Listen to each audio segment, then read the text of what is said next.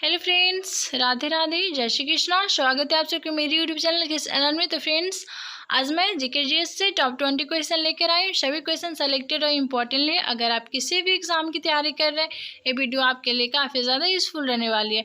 तो फ्रेंड्स, अगर मेरी चैनल आपको हेल्पफुल लगी तो सब्सक्राइब जरूर से ज़रूर कीजिएगा, वीडियो के लास्ट तक जुड़े रहिएगा और मेरे चैनल को लाइक शेयर एंड सब्सक्राइब जरूर कीजिएगा। तो चलिए हम लोग चलते हैं फर्स्ट क्वेश्चन की ओर से। हमारा क्वेश्चन ऑफ फर्स्ट क्या कह रहा है, तो चलिए हम लोग देखते हैं। हमारा क्वेश्चन ऑफ फर्स्ट कह रहा है कि इलेक्ट्रॉन की खोज किसने किया था।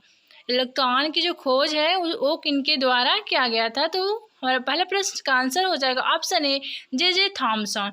तो जो इलेक्ट्रॉन की जो खोज है वो जे थॉमसन के द्वारा किया गया था। ओके, तो इसका सही आंसर हो जाएगा ऑप्शन ए। ओके, ध्यान में रखना है। एंड हमारा अगला प्रश्न है प्रश्न नंबर 2 कह रहा है कि शांति पुरुष किसे कहा जाता है। शांति पुरुष किसे कहा जाता है, तो इनका सही आंसर हो जाएगा ऑप्शन डी, लाल बहादुर शास्त्री जी को। तो हमारे लाल बहादुर शास्त्री जी को शांति का पुरुष कहा जाता है। ओके, सो आपको ध्यान में रखना है, लाल बहादुर शास्त्री जी शांति पुरुष कहलाते हैं। इसका सही आंसर ऑप्शन डी हो जाएगा। ओके, एंड हमारा अगला प्रश्न है प्रश्न नंबर 3। हमारा प्रश्न नंबर 3 कह रहा है कि भारतनाट्यम किस राज्य शास्त्रीय नृत्य शैली है।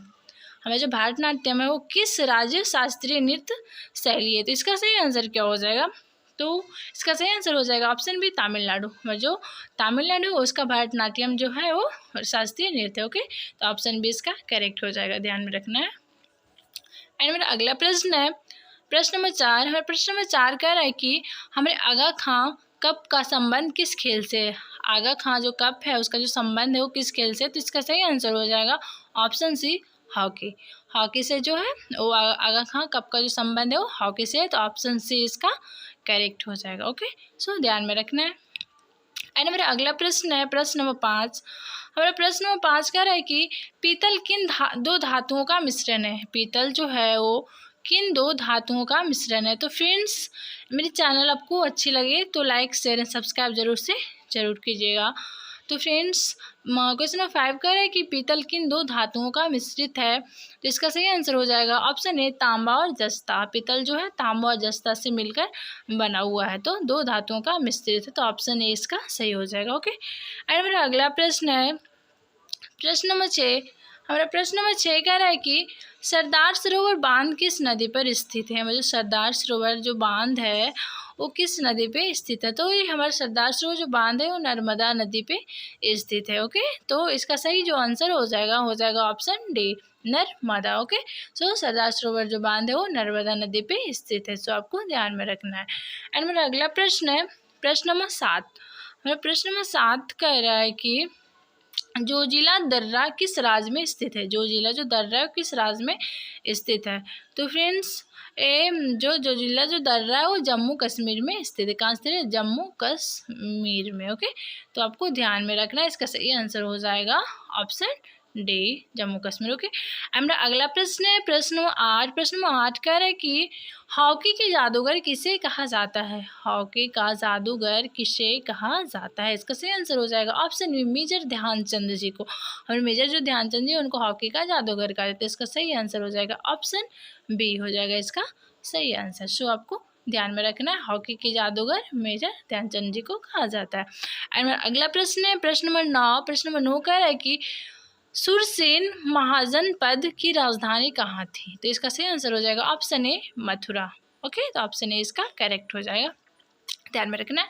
एंड अगला प्रश्न है प्रश्न नंबर 10।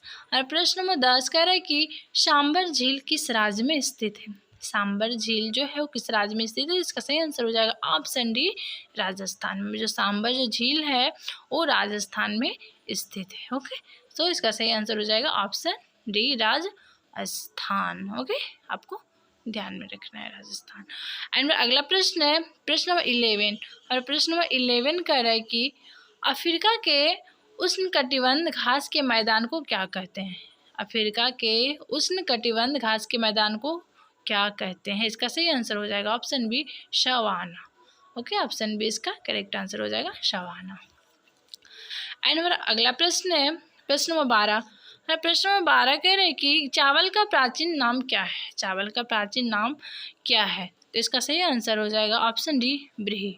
चावल को क्या कहते हैं, ब्रीही। ओके, सो आपको ध्यान में रखना, ऑप्शन डी ब्रीही हो जाएगा। चावल का प्राचीन नाम ब्रीही है। ओके, एंड अगला प्रश्न है प्रश्न नंबर 13 कि रंगोली किस राज्य की लोक कला शैली है। और जो रंगोली है वो किस राज्य की लोक कला शैली है, तो इसका सही आंसर हो जाएगा ऑप्शन ए महाराष्ट्र की।